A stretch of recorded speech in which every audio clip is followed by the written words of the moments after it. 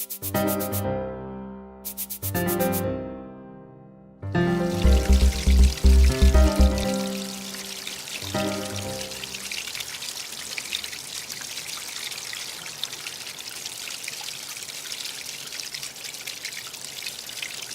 Pellicani, conseiller du premier secteur de Marseille, conseiller métropolitain de la métropole Aix-Marseille. Et je suis par ailleurs président du mouvement national de lutte pour l'environnement, Réseau Hommes et Nature. Le Réseau Hommes et Nature a organisé en 2012 à Marseille le Forum Alternative Mondiale de l'eau, forum qui a permis à de nombreuses ONG, élus et militants associatifs de venir s'opposer aux grandes majors de l'eau, notamment les groupes français qui, depuis des décennies, trustent la gestion de l'eau en France, mais aussi dans de nombreux pays.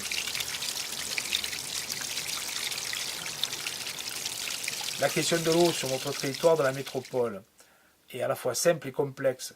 On a un quart du territoire sur 92 communes qui sont gérées encore par des régies en gestion publique directe, ce qui a permis d'avoir un prix de l'eau moyen assez bas, mais aussi une gestion plus démocratique de la ressource en eau et la prise en compte des besoins réels des habitants.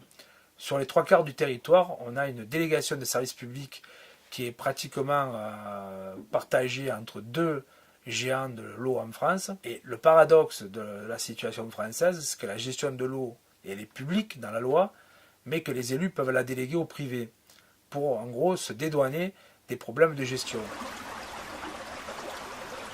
On a sur l'ensemble de nos territoires un combat qui est mené par de nombreuses associations, des syndicats et des partis politiques, dont le Parti communiste, pour revenir à une gestion publique directe. Cette bataille, elle est loin d'être gagnée sur l'ensemble des territoires. Nous en avons au moins pour jusqu'en 2029 sur le territoire d'Aix-Marseille. De fait, la question de l'eau est très importante dans le débat politique qui va être au cœur des enjeux des élections européennes de 2019. Il y a au moins 3 sujets. Il y a la question d'une des normes qui doit être discutée entre nous, c'est les normes de potabilité et de gestion des réseaux, pour éviter que les chantres du libéralisme gagnent de nouveaux terrains en essayant de conquérir des espaces territoriaux. La deuxième, c'est les questions liées à l'agriculture et à l'irrigation agricole.